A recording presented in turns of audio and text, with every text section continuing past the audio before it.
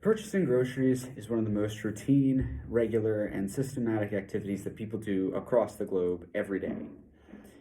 The problem is that doing it is actually really expensive. And in the United States, the average American spends about $400 a month on groceries, and that's only food. So the question would be, why is it actually so expensive? Is it simply because it is a function of the industry?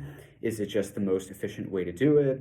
Is it because it's a necessity? It's something we have to pay for, and for that reason we're willing to pay pretty much any price? Well, if you actually assess the Lidl's model, you'll find that the answer to those questions is a resounding no. In short, grocery stores are way more expensive than they need to be.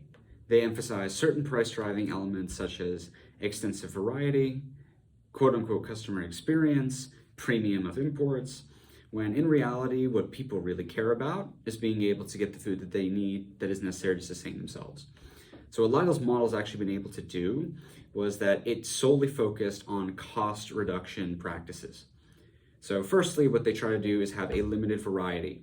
They try to, maybe more so than having a breadth, just have several items of a couple different brands, recognizing that consumers don't really have too strong a brand preference between certain commoditized items.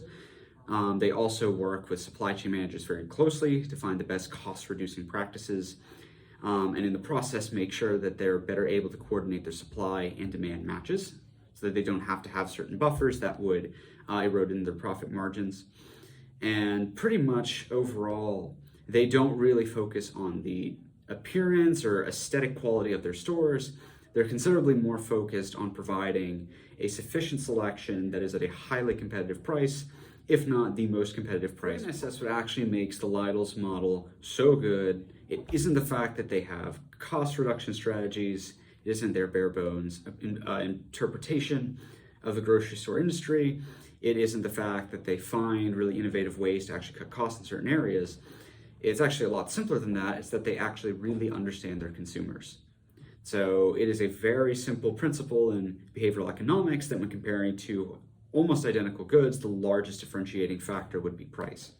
So Lidl's recognizes that amongst a lot of very similar kinds of items, for example, peanut butters, for example, maple syrup, for example, toilet paper, what really matters is not necessarily the brand name or not really even the extensive variety of it. It's just the fact that you can get it at a very competitive rate. And in their case, that would be amongst the lowest.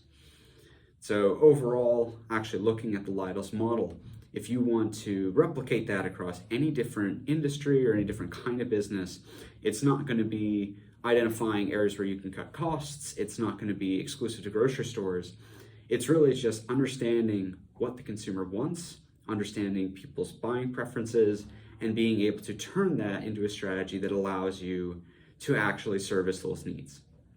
So for any business that is currently struggling, is trying to find some kind of turnaround method, the first place that you might want to actually start would be reassessing your value proposition and making sure that what you are promising to customers, you are delivering, what you actually think customers want is what you are also trying to work on, and that overall, you really put the customer first and understand them better than your competitors.